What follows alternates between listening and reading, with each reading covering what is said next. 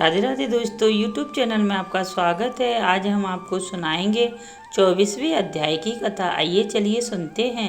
राजा पृथु ने कहा, हे नारद जी, आपने तुलसी के इतिहास, व्रत, महत्व के बारे में कहा। अब यह बताइए नहीं कि कृपा करें कि कार्तिक मास में और भी देवताओं का पूजन होता है या नहीं, समझाकर कहिए। नारद जी ने कहा, पहले समय में पर्वतों के निकट कर्तिनीपुर में एक धर्मात्मा धर्मदत्त नामक ब्राह्मण रहता था। वह भगवान विष्णु के सब व्रत करता। एक दिन कार्तिक मास में वह एक पहर रात शेष रहने पर जागरण के लिए भगवान विष्णु के मंदिर में हर प्रकार की सामग्री लेकर जा रहा था कि मार्ग में उसने एक बड़ी भयंकर राक्षसी को देखा, जिसके बड़े बड़े दांत, लपकती हुई जीभ और लाल लाल नेत्र थे। उसका शरीर नंगा और मांस रहित था।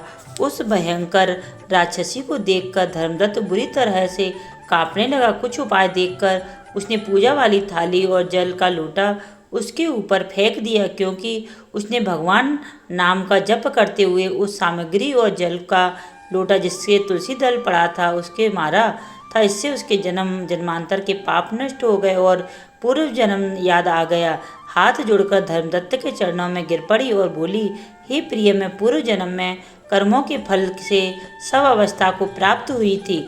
नारद जी ने कहा, हे राजन, उसे इस प्रकार प्रणाम करते देखकर अति विस्मित होकर धर्मदत्त ने पूछा, तेरी यह अवस्था किस कर्म के फल से हुई थी? तू पूर्व जन्म में कहाँ रहती थी और तेरा कैसा चरित्र था? यह सब कुछ मुझे बताइए। उस राक्षसनी का जिसका नाम कलह था कहा कि मैं ब्राह्मण सौराष्ट्र में भिक्षुक नाम का एक ब्राह्मण रहता था। मैं उसकी पत्नी थी। मेरा स्वभाव बड़ा ही निष्ठुर था। मैंने अपने पति का कभी भला नहीं चाहा, ना उसे कभी अच्छा भोजन और ना मिठाई ही खाने को दी। मैं प्रतिदिन उससे लड़ती झगड़ती रहती।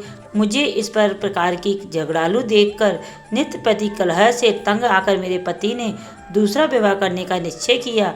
यह सुनकर मेरा पति दूसरा विवाह कर रहा है, मैंने उसके ब्याह से पहले ही विष खा लिया, आत्महत्या कर ली।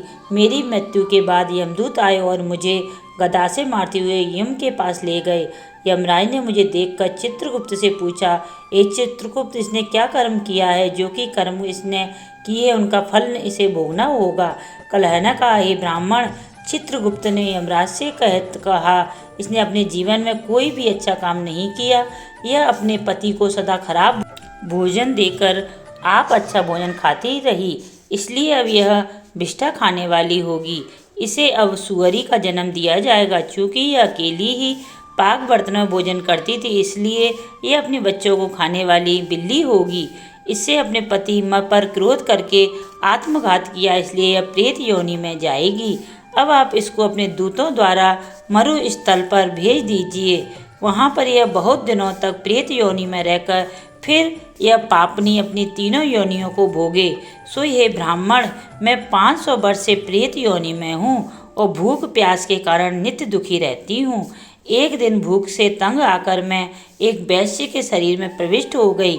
उसके शरीर द्वारा मैं कृष्ण और वेणी के संगम पर इस देश में आ पहुँची। एक दिन भगवान शंकर का विष्णु जी ने मुझे बतलाया, उसके शरीर से बाहर निकाल दिया। फिर मुझे आप दिखाई दिए। आपके लोटे में से तुलसी जल का छींटा मेरे ऊपर पड़ा। इससे मेरे सब पाप नष्ट हो गए। हे दुर्यात्मा, अब आप मुझे यह बताइए कि आगे होने वाले तीनों योनियों और इस प्रेत योनि से किस तरह मेरी मुक्ति होगी। धर्मदत्त कलह का यह बात सुनकर उससे पिछले जन्म की वार्ता अवस्था को देखकर बड़ा दुखी हुआ। उसका दुख देखकर उसका चित्त पिघल गया। फिर उसने दुखित भाव से कहा, बुलबंसी वारे की जय। अगर हमारी वीडियो आपको पसंद आए तो लाइक एवं सब्सक्राइब करें। बोलो राधे राधे।